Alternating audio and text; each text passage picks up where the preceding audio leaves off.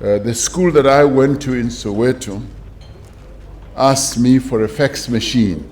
Some of you may well have heard this story before. They said, won't you buy us a fax machine? And we said, yeah, we will buy a fax machine. We got the fax machine, and I said to Donnay, well, just send it to the school. She said, no, boss, we are going together to that school. So we went to the school in Chiawero in Soweto, a school that I'd gone to, and I saw my records. Because I entered the school in 1962, I was most impressed that they had still kept those records, and my sister's records as well, name and age and everything else. And as we went through the school, we found the school in really terrible shape.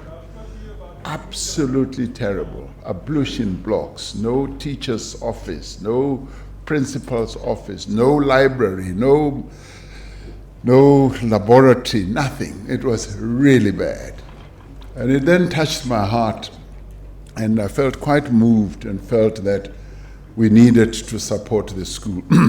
We then started supporting the school and started raising funding from friends and organizations and so forth.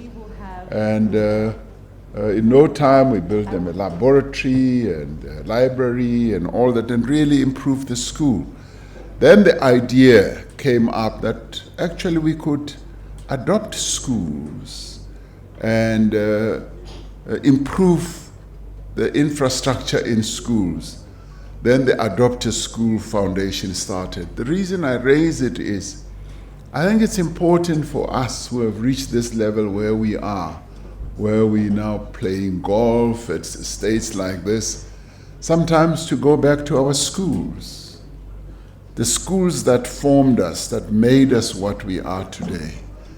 Even if it just means to go and look at what is happening at that school. And once you have done so, if you are moved and touched, you could then try to do something. And when we started, we didn't want to do everything at one go. We felt that it required too much money. And we said we would adopt the school over a number of years, like 5 to 10 years. And over the 10-year period, we would then be able to make improvements in the infrastructure of the school. And that's precisely what we did.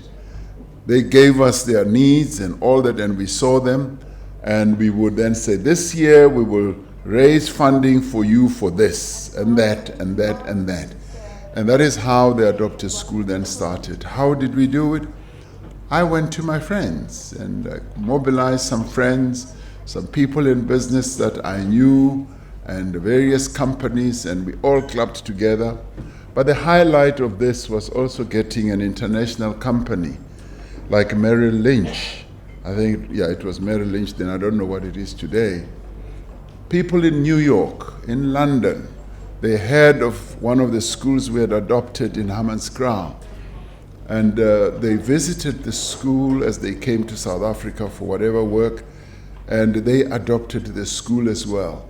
And they mobilized resources. They brought in books from London, New York, and Johannesburg.